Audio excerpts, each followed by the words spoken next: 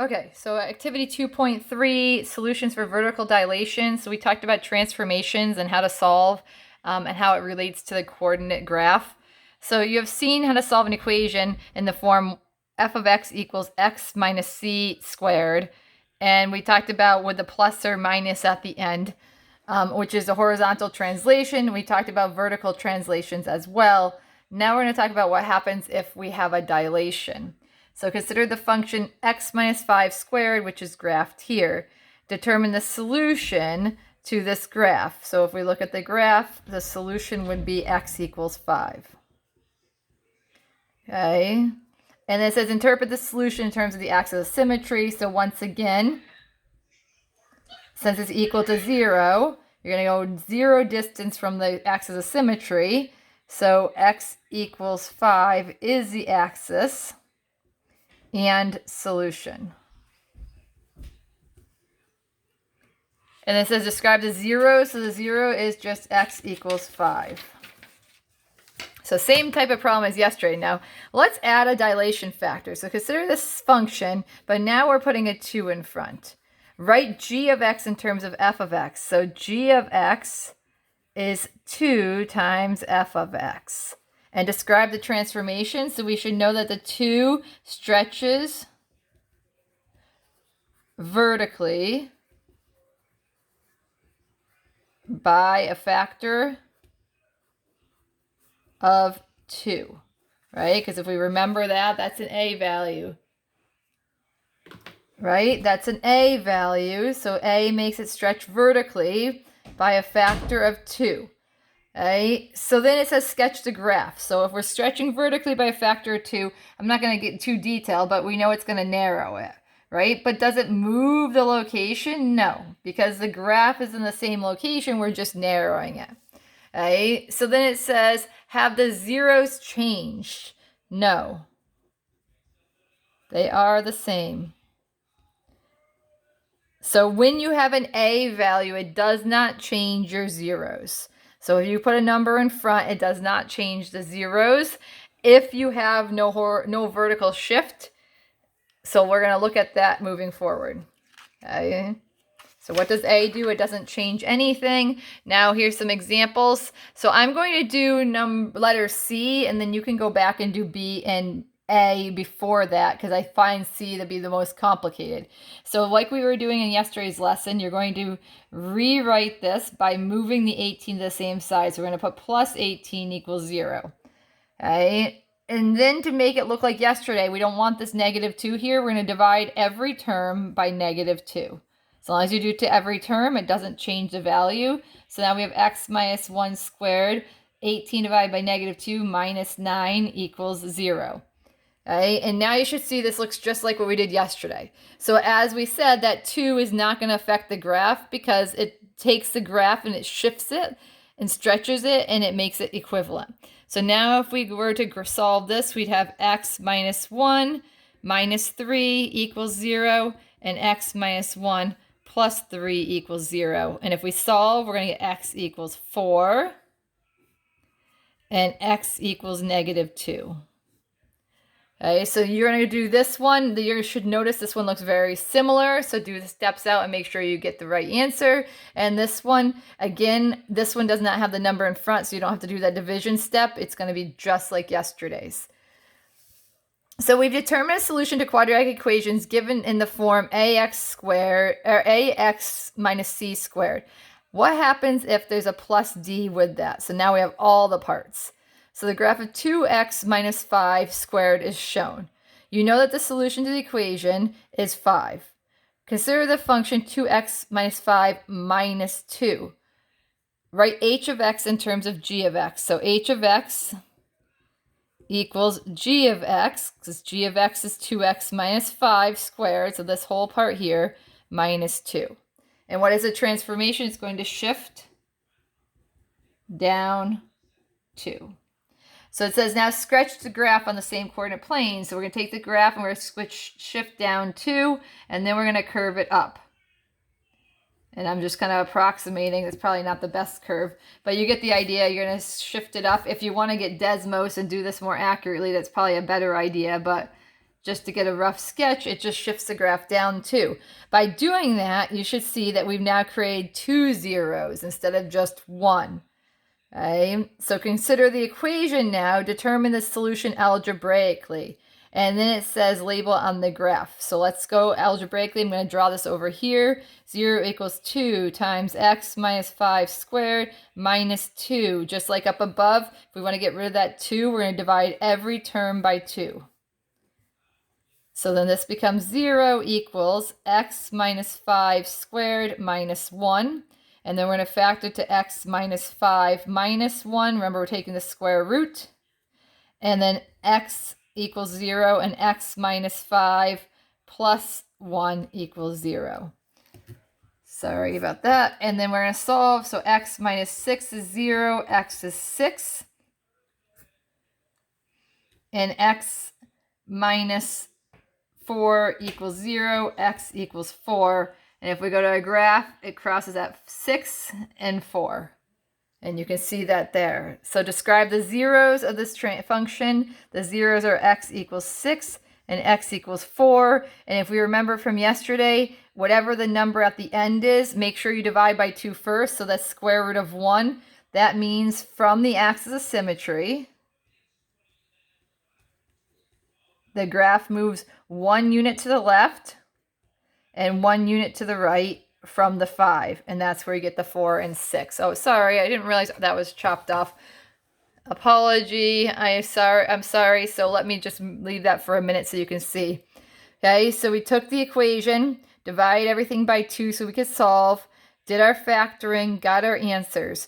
If you want to talk about the axis of symmetry and the relationship, remember once you get to this point, whatever this value is, and you always want to do it after you divide it out, whatever this value is, the 1 tells you how many units on either side, the square root of 1. So this is saying we took the x minus 5, which is our axis of symmetry, and we shifted 1 to the left and 1 to the right from there, and we got the 6 and 4.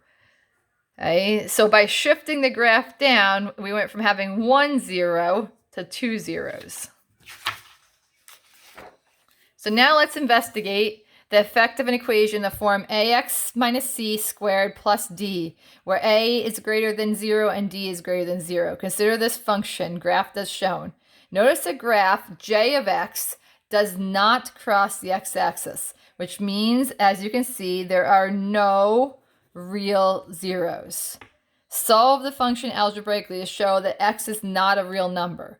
So we get to here, and we took this equation, and we know our rule is difference of squares is usually how we factor this, by difference of squares, except for this is a plus. It is not a minus. So there's no way we can factor this and make it, we can divide by the 2. So maybe I should do that step. Divide by the 2, 0 equals x minus 5 squared plus 1/2. But there isn't a possible way that I can take this and I can solve it because I don't have a plus, I have a minus, I have a plus. So the only way I could do this is the second method, which would mean move your term, the 1/2 to the other side.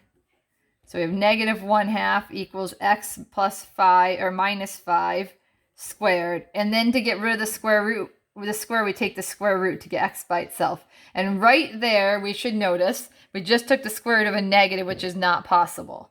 So this is no real. Anytime you try to take the square root of a negative, it's not possible. So algebraically, the way we learned it, this is a sum of squares, which we talked about already, is not going to give us anything real. So we put no real. Sum of squares is not possible until you get to advanced math where you learn imaginary numbers. So when we see that, we're going to put not real. If you went to try to solve it using a different method instead of using factoring, by trying to isolate the x, you'll see right here, you get the square root of a negative number, and that's why it's not real. And if we look on the graph, it never crosses the x-axis, so we don't get any real solutions. So then number 4 says, sketch a graph of each quadratic function, determine the type of zeros of each function, solve algebraically, and interpret the graph in terms of the axis of symmetry and the points on the parabola. So sketching the graph, we're going to have different things affecting the graph here. This is going to go right 2, and this is going to go up 5. So the vertex is at 2, 5. And then this is going to be reflected with a stretch of 4. So let's start. Right 2, up 5, put our point. Reflect means it's going down instead. Down 4 and over 1 on each direction. And then we're going to quick sketch that through here. And you're going to see that it's going to intersect somewhere between 0 and 1 and between 3 and 4. So it says determine the types of zeros. There's going to be 2 real zeros. And then it says solve algebraically. So let's go to solve this algebraically. 0 equals -4 x minus 2 squared plus 5. So we have to divide everything by -4. So we get 0 equals x minus 2 squared minus 5 over 4. And then we're going to factor. So we get x minus 2 minus the square root of 5 over, if the square root of 4 is 2, and then equals 0, and then x minus 2 minus, or plus the square root of 5 over 2 equals 0. And if we solve, we get x equals 2 plus the square root of 5 over 2, and x equals 2 minus the square root of 5 over 2. And then you might say, well, how am I going to know what those are to see if the graph is correct? So this is where you would give an approximate value just so you can see this. So if I take my calculator and I do 2 plus, and I'm going to go into my fraction, the square root of 5 over 2, and get my value, I get 3.11. And then if I go back up, and if you don't have this type of calculator, you're just going to do it one part at a time, minus the square root of 5 over 2, and I get 0.88. And if I go back and think about what I just said, my graph crosses between 0 and 1, so 0.88 would show that, and then between 3 and 4, closer to 3, and you can see that these points match up with what we solved. So you can always graphically check to see if it makes sense. So this is our exact solution and our approximate solution. Okay, and it says interpret the graph in terms of the axis of symmetry. So our axis of symmetry is at 2, and we know that it should be square root of 5 over 2. Let me just get the value for that part alone. Is 1.11. So from this value, we should be 1.11 this way and 1.11 that way, which is exactly what's going on. So that's how you figure that out. So you can try B on your own. So do the same process and solve. Just so you know, to get rid of the 1/4, you're going to divide by the 1/4. If you divide by 1/4, it's the same thing as multiplying by 4. So you can do it either way when you go to do that, get rid of the 1/4 algebraically. And then there's a summary part here and some practice. So the summary, finding solutions. If the equation is x minus c squared, your solution is just x equals c. If the equation has x minus c squared minus d, so no a value, or a is 1, the solutions are c plus or minus the square root of d. And if you wrote this out separately, it would be c plus the square root of d, and then the second one would be x equals c minus the square root of d.